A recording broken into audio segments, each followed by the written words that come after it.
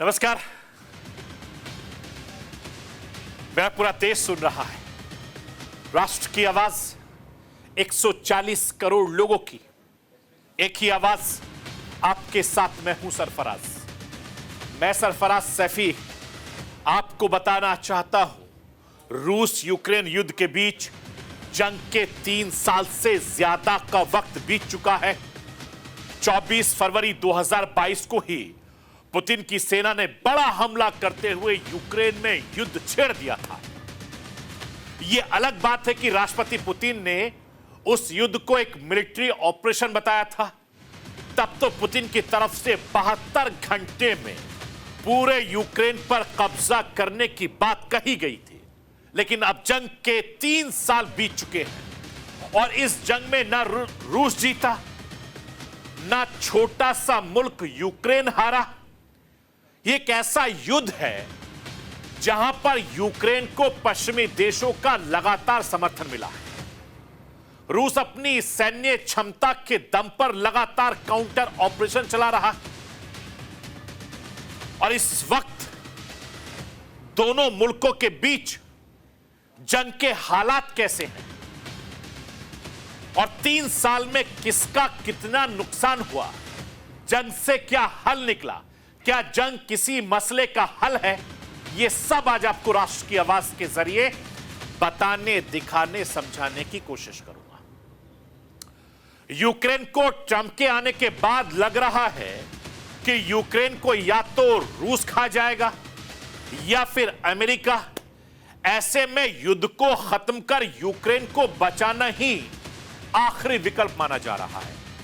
America का Ukraine को लेकर बदलता रुख यूरोपियन सहयोगियों के लिए चिंता का विषय बन गया है। ट्रंप का रुख इस बार बदला है और लगातार उनका रुख बदल भी रहा है। वो लगातार रूस के करीब आ रहे हैं।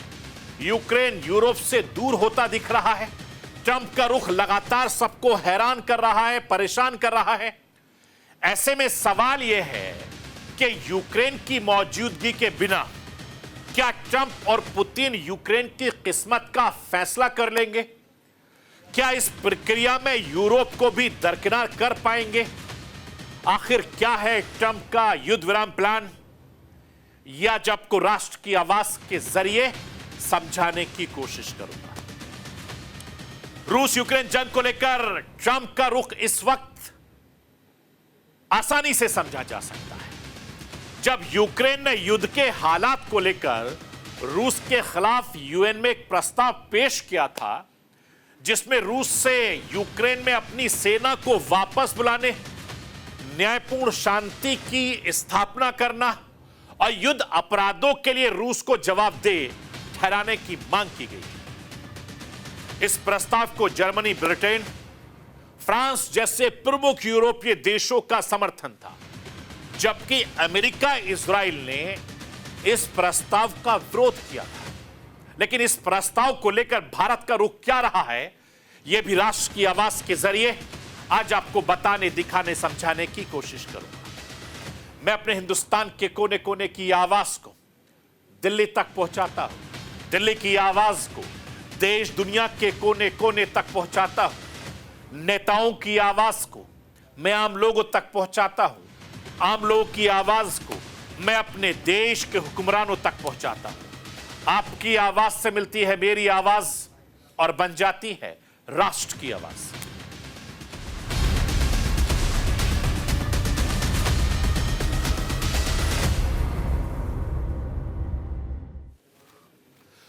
रूस यूक्रेन के बीच जंग पिछले 3 साल से ज्यादा वक्त से चल रही है। पिछले 3 साल से रूस यूक्रेन लगातार विनाश की आग में चल रहा है। लेकिन फिर भी अभी तक इस जंग का कोई नतीजा नहीं निकला है। कोई नतीजा दुनिया के सामने न आया है। एक ताकतवर मुल्क, एक छोटा सा मुल्क पिछले 3 साल से लगातार लड़ रहे हैं। 3 साल पहले यानी 24 फरवरी 2022 को रूस ने यूक्रेन पर हमला किया था।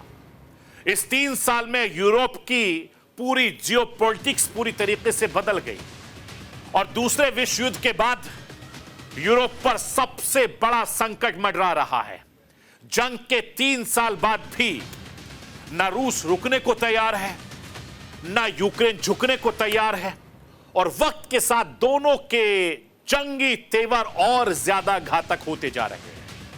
इस जंग का पूरा लेखा जोखा राष्ट्र की आवाज के सामने आपको रखूंगा। जंग में यूरोप कैसे तबाह हो गया, रूस को कितना नुकसान उठाना पड़ा, और उससे पहले इस वक्त जंग के हालात क्या हैं, मैं राष्ट्र की आवाज के जरिए आपको समझाऊंगा। एक तरफ यूरोप के कई बड़े नेता जंग में यूक्रेन को समर्थन देने की पहुंचे, और दूसरी तरफ रूस ने यूक्रेन के शहरों पर ताबड़तोड़ ड्रोन और मिसाइलों से हमला किया था, जिससे शहर दर शहर कोहराम मच गया। यूक्रेन के 10 से ज्यादा शहरों पर रूस ने ड्रोन और मिसाइलों से हमले किए हैं। रूस के हमले से कीव, ओडेसा, पोल्टोवा, ज़पोरिज़िया में भारी नुकसान हुआ है। हालांकि यूक्रेन की सेना ने यह दावा किया है कि रूस के सैकड़ों ड्रोन हमले को नाकाम कर रहे हैं, लेकिन स्वार्म ड्रोन हमले इतने ज्यादा घातक थे कि कई शहरों को दहलाने में कामयाब हो गए। रूस ने बेलारूस की तरफ से भी ड्रोन हमले को अंजाम दिया। रूस ने सीधा यूक्रेन की राजधानी कीव को निशाना बनाकर तबाही का बड़ा संदेश दिया। रूस के हमले का यूक्रेन भी जवाब दे रहा है। पूर्वी यूक्रेन और रूस के कुर्स्क शहर में यूक्रेन ने ड्रोन से हमले किए। यानी 3 साल बाद भी दोनों देशों की तरफ से लगातार हमले हो रहे हैं, जंग चल रही है। जिस तरीके से रूस और यूक्रेन कोई भी जंग में पीछे हटने को तैयार नहीं है, उससे दोनों देशों के बीच जंग खत्म होने के कोई आसार दूर दूर तक नजर नहीं आ रहे हैं। यानी 3 साल से ज्यादा वक्त हो चला है जंग चलते हुए। रूस के हमलों से यूक्रेन के कई शहर खंडर और वीरान हो चुके हैं, और इस जंग में यूक्रेन को कितना नुकसान हुआ है, मैं राष्ट्र की आवाज के जरिए आपको दिखाना बताना चाहता हूं। लाइए स्क्रीन पर। एक रिपोर्ट के मुताबिक 24 फरवरी 2022 को जंग की शुरुआत के बाद यूक्रेन की 11% जमीन पर रूस ने कब्जा कर लिया। अगर 3 साल 2014 से तुलना करें तो रूस यूक्रेन के 18% भूभाग का कब्जा कर चुका है। यूक्रेन ने डोनेट्स्क, लुहांस्क, खेरसोन और ज़पोरिज़िया प्रांतों पर रूस का कब्जा है।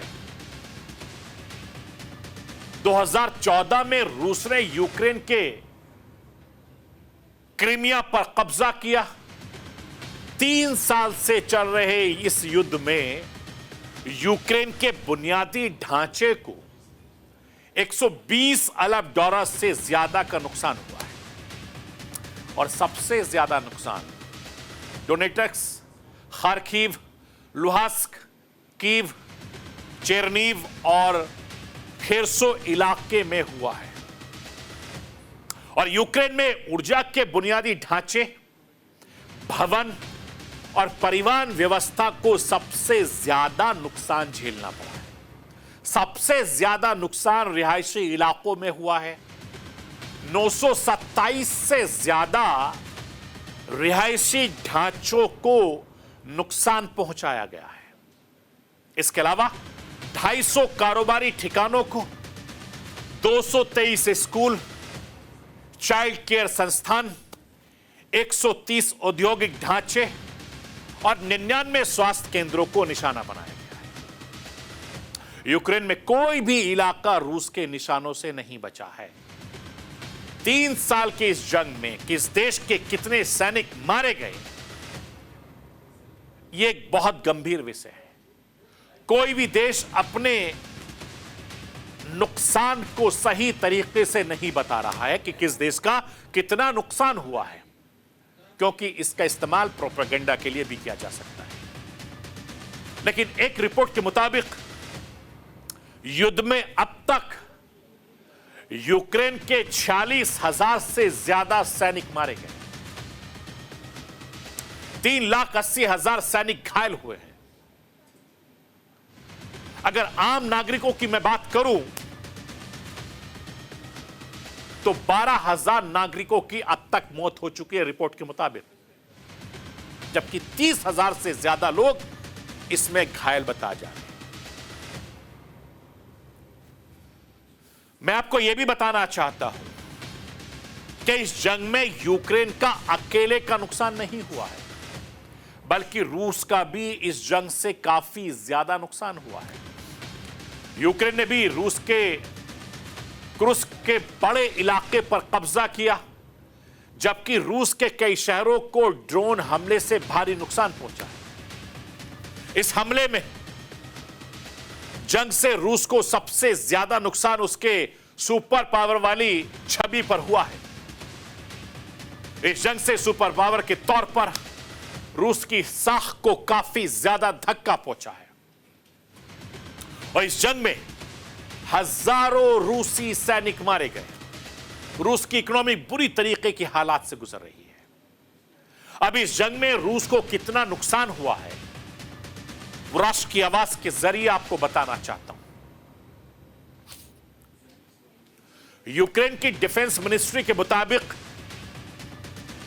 इस जंग में अब तक रूस 8,60,000 सैनिक गंवा चुका है। इस दौरान अमेरिका ने 500 रूसी कंपनियों पर प्रतिबंध लगाया है। रूस यूक्रेन जंग में 6 अगस्त 2024 को पहली बार ऐसा हुआ जब यूक्रेन ने रूस में घुसकर उसके कुर्स्क इलाके पर कब्जा कर लिया। रिपोर्ट में यह भी दावा किया गया है कि रूस ने 10,161 टैंक, 16,760 बख्तरबंद लड़ाकू विमान, 23,881 विमान, oil tank 23,528, artillery system 1,176, multiple rocket launch system 940, air defence system 368, जहाज 328, हेलीकॉप्टर 14,507, ड्रोन और नाविक को खो चुका है। मैं आपको यह भी बताना चाहता हूं कि अगर इस जंग में आर्थिक नुकसान की मैं बात करूं तो रूस यूक्रेन के बीच चल रहे जंग की वजह से हुए आर्थिक नुकसान को अरबों खरबों में हुआ है और इस जंग में हुए आर्थिक नुकसान से कितना नुकसान हुआ है मैं राष्ट्र की आवाज के जरिए आपको दिखाना चाहता हूं। इस जंग में 110 लाख करोड़ का रूस को नुकसान हुआ है। यूक्रेन को करीब 55 लाख करोड़ का नुकसान हुआ है। 2022 में यूक्रेन की जीडीपी 35 से 40 फीसदी तक सिकुड़ गई थी। हालांकि यूक्रेन 2023-24 में इसके मामूली सुधार हुआ था और यह अभी भी युद्ध से पहले के हालात में बहुत नीचे है। 3 साल से ज्यादा वक्त से चल रही इस जंग में एक से बढ़कर एक घातक हथियारों का इस्तेमाल हुआ है। यूक्रेन को जहां नेटो देशों ने हथियारों के पाट दिया था, वहीं रूस ने भी नए नए हथियारों से हमला करके यूक्रेन को टेस्टिंग ग्राउंड बना दिया। 3 साल से ज्यादा वक्त से चल रही जंग की वजह से लोगों का पलायन भी भारी मात्रा में हुआ है। एक रिपोर्ट के मुताबिक यूक्रेन की आबादी 4.2 करोड़ से घटकर 3 करोड़ रह गई है, यानी 1 करोड़ लोग यूक्रेन छोड़ चुके हैं। यूक्रेन के राष्ट्रपति कहते हैं कि समझौते के लिए अगर उन्हें अपने पद से इस्तीफा देना पड़े तो वो तैयार है। मैं राष्ट्र की आवाज के जरिए यूक्रेन के राष्ट्रपति जेलेंस्की को सुनवाना चाहता हूं। सुन लीजिए अपने मुल्क को बचाने के लिए राष्ट्रपति जेलेंस्की क्या कुछ कह रहे हैं।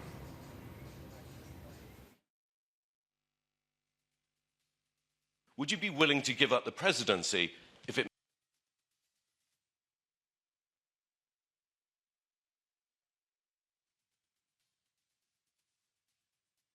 meant peace for Ukraine. Thank you. Так, з останнього. Якщо мир для України, якщо I вам дуже will, потрібно, щоб я залишив свій пост, if you really need for me to relieve my post, then I'm ready for that, for the sake of the peace in Ukraine. And I can replace that to NATO if there is any, more to say on that. I'm focusing on Ukraine's security today, not in 20 years, and I'm not going to stay in power for decades. So that is my focus, that is my dream.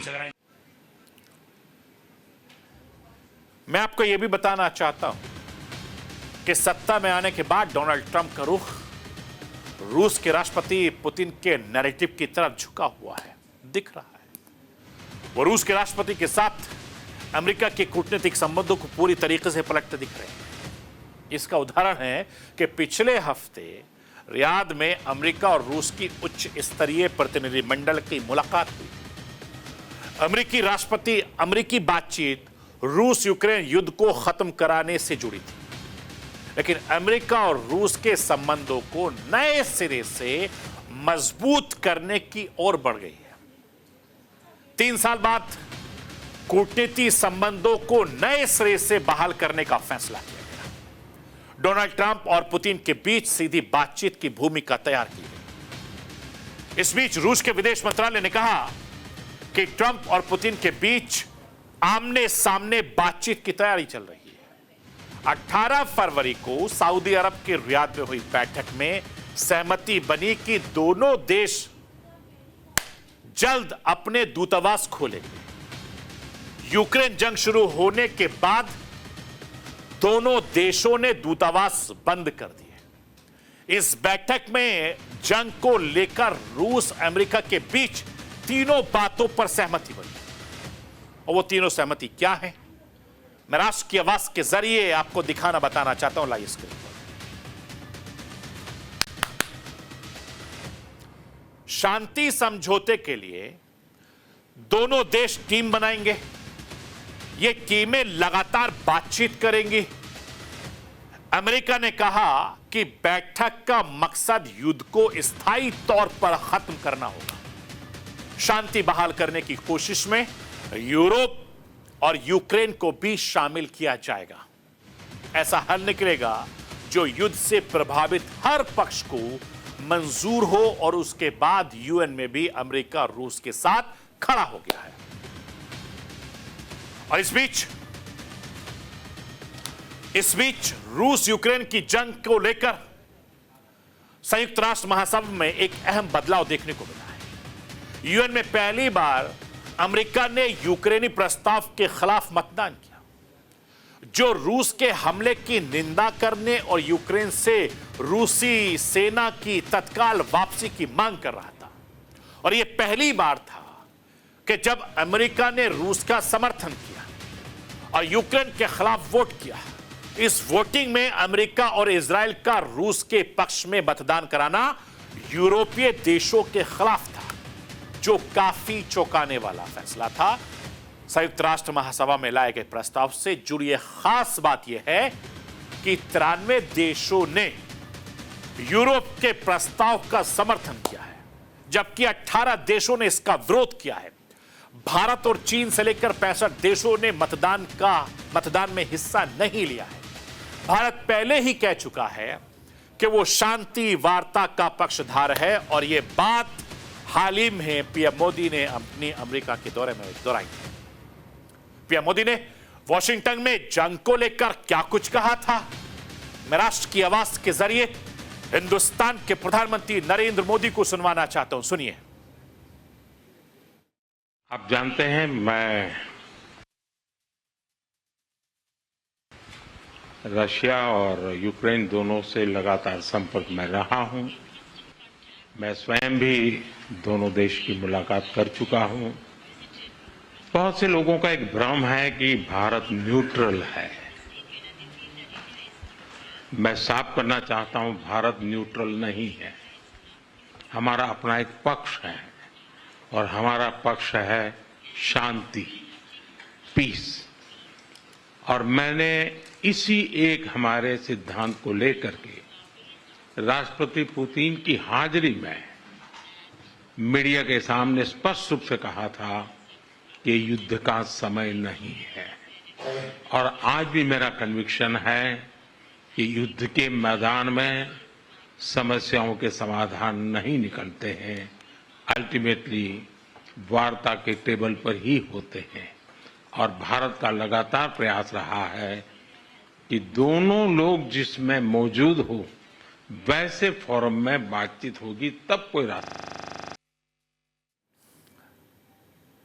मैं आपको यह भी बताना चाहता हूं कि UN में मतदान तब हुआ जब ट्रंप ने व्हाइट हाउस में मैक्रो के साथ एक दिन पहले मुलाकात की थी और दोनों नेता G7 के साथ युद्ध खत्म कराने के लिए शांति वार्ता की संभावनाओं पर, नाटो गठबंधन के भविष्य पर, अमेरिका यूरोप के बढ़ते मतभेदों पर चर्चा कर रहे थे, जिसमें मैक्रो ने ट्रंप से साफ लहजे में, साफ शब्दों में कहा था कि शांति का मतलब यूक्रेन का आत्मसमर्पण नहीं होना चाहिए। सुरक्षा की गारंटी के बिना युद्ध विराम मुमकिन नहीं है।